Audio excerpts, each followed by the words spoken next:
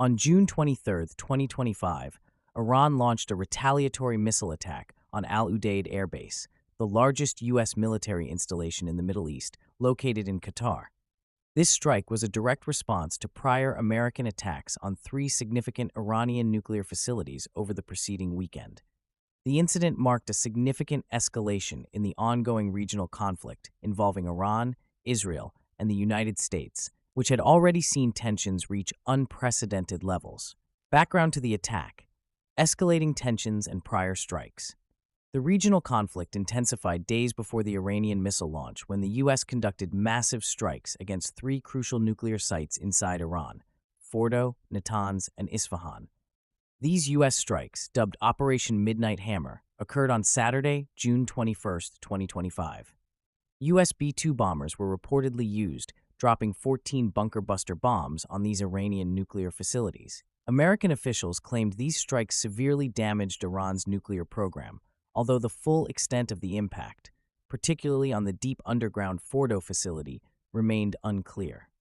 Some Israeli officials, however, suggested Iran might have moved nuclear material and equipment from Fordo prior to the U.S. strike, a claim contradicted by U.S. intelligence, which believed Iran stored more material there, considering it impenetrable.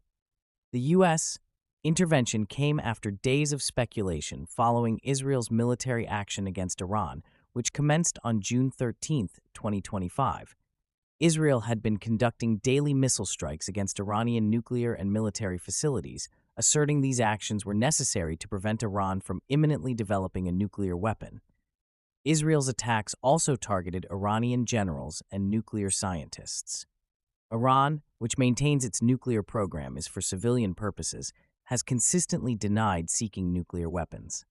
However, it has enriched uranium to levels up to 60% that are a short technical step from weapons-grade 90%, obstructed international inspectors, and expanded its ballistic missile capabilities.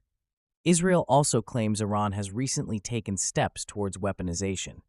In response to Israel's initial attacks, Iran had launched approximately 550 ballistic missiles and about 1,000 drones at Israel. As of the time of the Iranian attack on Al-Udeid, Iranian missile attacks had reportedly killed 24 civilians and wounded thousands in Israel, with some missiles hitting apartment buildings, a university, and a hospital, causing heavy damage. Israeli strikes in Iran had killed at least 950 people and wounded 3,450, according to human rights activists. Following the U.S. strikes, Iran's President Mahmoud Pezeshkian issued a stern warning, promising that the aggression against Greater Iran would not go unanswered.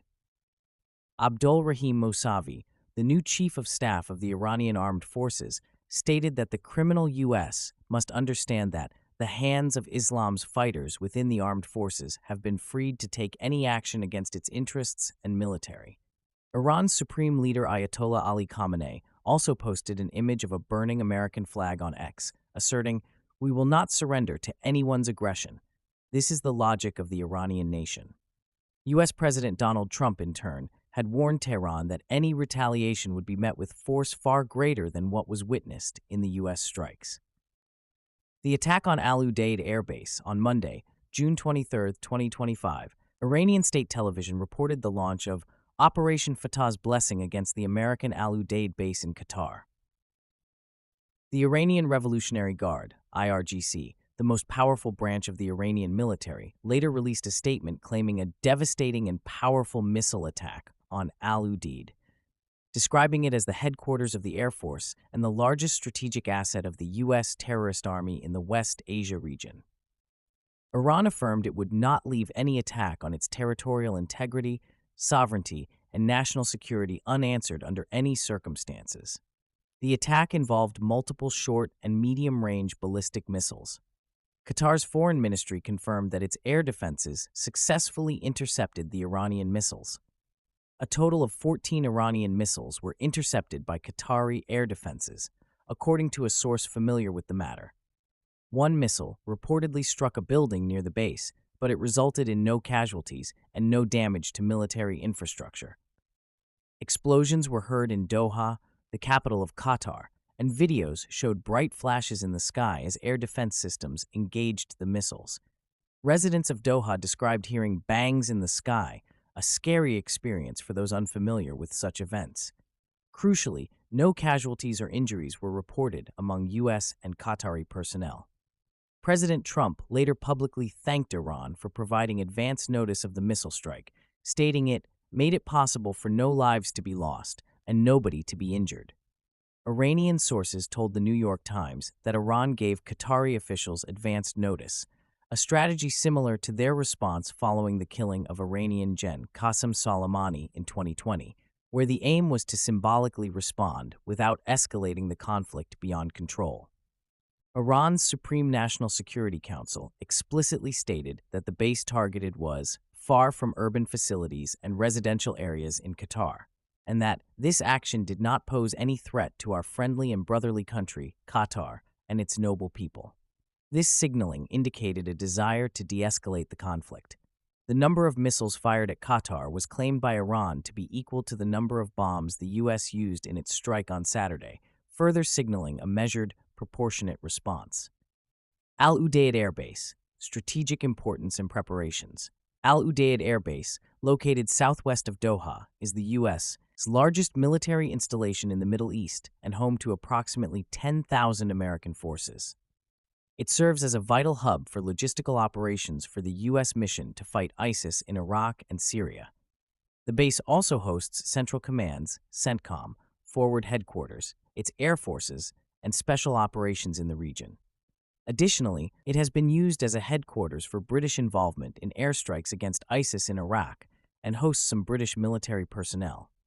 Al Udeid also houses an array of military assets, including B-52 strategic bombers, C-17 Globemaster transports, and RC-135 Rivet Joint Reconnaissance aircraft, alongside the 379th Air Expeditionary Wing's airlift, aerial refueling, and intelligence, surveillance, and reconnaissance capabilities. President Donald Trump had visited Al Udeid just last month, on May 15, 2025, where he signed a $1 billion military sales agreement with Doha. Prior to the attack, there were clear indications that Iran was preparing to launch missiles. Qatar had suspended all flights and closed its airspace temporarily due to rising regional tensions. The US and UK had advised their nationals in Qatar to shelter in place as a precaution, with the US issuing the order out of an abundance of caution. Around an hour before the attack, a credible threat to the base was reported. Satellite images had shown that the U.S. had moved most of its unhangared aircraft out of Al Udeid in the week prior to the attack, indicating anticipation of such an event. The base was also reportedly evacuated beforehand. Flight tracking websites showed planes diverting to other airports, and other countries in the region, including Bahrain, Kuwait, and the United Arab Emirates, also temporarily closed their airspaces or suspended flights. Responses and reactions. Qatar's foreign ministry strongly condemned the attack, calling it brazen aggression and a flagrant violation of the sovereignty of the state of Qatar, its airspace, international law, and the United Nations Charter. Qatar asserted its right to respond directly in a manner proportionate to the nature and scale of this flagrant aggression. Qatar, which often acts as an intermediary for diplomatic talks in the region, also called for a return to the negotiating table. The United Arab Emirates and Saudi Arabia also condemned the attack in the strongest terms, expressing solidarity with Qatar and stressing the need to halt military escalation and avoid dragging the region into catastrophic repercussions for international peace and security. The U.S. response indicated a desire to de-escalate. President Trump, despite his earlier warnings, characterized Iran's retaliatory strike as a very weak response that was very effectively countered. He expressed relief that no Americans were harmed and hardly any damage was done, adding, most importantly, they've gotten it all out of their system, and there will, hopefully, be no further hate. He then encouraged Israel to proceed to peace and harmony in the region. U.S. House Speaker Mike Johnson acknowledged the attack was the retaliation that was expected, and noted no casualties. He stated it was not an appropriate time for a war powers resolution, upholding the president's commander-in-chief authority. Immediately after the attack, Trump met with his national security team, including Defense Secretary Pete Hegseth and Joint Chiefs Chairman Dan Kane, in the Situation Room. 3 hours after the attack, the U.S. Embassy in Doha lifted its shelter-in-place order, announcing that consular services would resume the next day. The U.S. military confirmed no casualties and that Al Udeid was the only U.S. site targeted by Iranian missiles, despite sirens and closures reported in Iraq, Bahrain, the UAE, and Kuwait. However, an Iraqi security official did state that the Ain al-Assad base housing U.S. troops in western Iraq was also targeted, though Iran did not claim credit for that specific attack. Broader context and future implications. The attack on Al Udeid comes amidst a complex web of conflicts. Israel has continued its war against Iran, with Israeli military expanding its campaign on Monday to include targets symbolic of Iran's theocracy, such as the Gate of Evin prison in Tehran, and the headquarters of a military force that suppressed recent protests. Israeli officials maintained they did not seek regime overthrow, but aimed to pressure the Iranian administration. The U.S. had also previously entertained the idea of regime change, with President Trump asking on Truth Social, "If the current Iranian regime is unable to make Iran great again, why wouldn't there be a regime change?" However, the White House press secretary clarified Trump was simply raising a question. The strikes by Iran, Israel, and the U.S. have sparked international concern about a wider regional conflict. Russia, a close ally of Iran, condemned the Israeli and American attacks on Iran as absolutely unprovoked aggression, with President Vladimir Putin discussing with Iranian Foreign Minister Abbas Araghchi how we can get out of today's situation. European nations reiterated calls for a return to diplomacy. Economically, U.S. crude oil futures fell sharply after the attack on Al Udeid, as investors hoped for de-escalation. The market appeared to avoid its worst-case scenario, such as Iran attempting to close the Strait of Hormuz, through which about 20% of global oil consumption flowed in 2024. In conclusion, Iran's missile attack on Al Udeid Air Base was a carefully managed retaliatory strike designed to deliver a symbolic response to U.S. actions without triggering a broader, unmanageable conflict. The advanced warning, the targeting of an area away from civilian infrastructure, and the subsequent de-escalatory rhetoric from both Iran and the U.S. suggest a mutual desire to contain the immediate fallout despite the ongoing heightened tensions in the Middle East.